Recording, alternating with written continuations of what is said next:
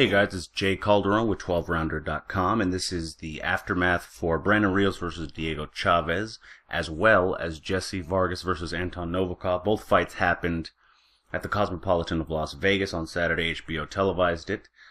In the opening round of the featured bouts at the Cosmopolitan, junior welterweight titleist Jessie Vargas earned a close decision over previously unbeaten Anton Novikov. It could have gone either way. Novikov controlled large portions of the fight at times, of course being the away fighter, and of course not having a tremendously hard punch.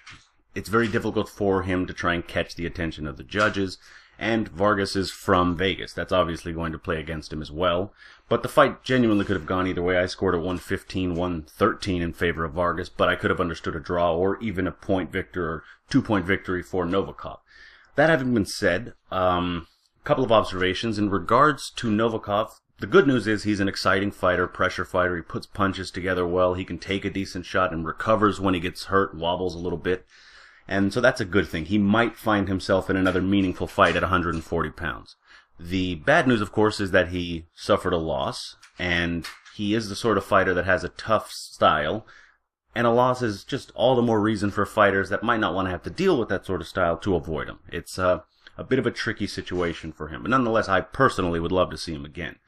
The good for Vargas in this case is that he got the win, keeps his belt, he keeps himself potentially in line for some other big fights down the line. That having been said, he seems like what I would call a tweener fighter, a guy that is sort of in between divisions.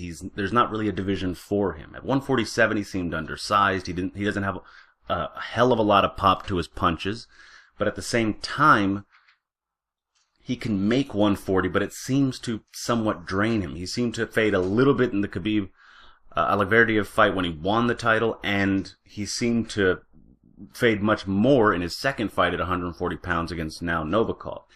Again, the good news, he did get the win. He keeps the bigger picture-wise, he still has some paydays and some things down the pike, but at the same time, you do have to wonder whether or not making weight is perhaps the cause of some of that sluggish behavior towards the end of the fight. He also said he bulked up a little bit for the fight, which maybe tinkering with, his regime during training could have potentially led to some awkward moments in the fight. But nonetheless, he did stay in it. He did, at the very least, finish the fight, and of course, he did get the win. In the main event, that was over 12 rounds for the record, and the scorecards were astronomically stupid in favor of Vargas. But again, I did score it for him, but enough is enough. 118, 111, 118, 111, 117, 111.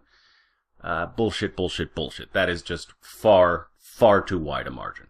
In any event, in the main event, Brandon Rios earned a disqualification win over Diego Chavez. Vic Draculich, from the beginning of the fight, seemed intent on involving himself in the outcome. It was a rough fight. There were some roughhouse tactics, by all means. That's to be expected when you have two brawlers that are capable on the inside. Chavez prefers the outside, but he is capable on the inside. There was some holding, there was some leading with the head, but again, that's expected in certain fights, particularly when you have a guy like Rios who likes to get on the inside, leads a bit with his head, and likes to rough up his opponents as well. Draculich took a point away from Chavez early on, I believe the third or fourth round. Then Rios got a point taken away for, I guess, quote-unquote, tackling Chavez, when Chavez just seemed to fall to the floor based upon his own inability to keep himself up.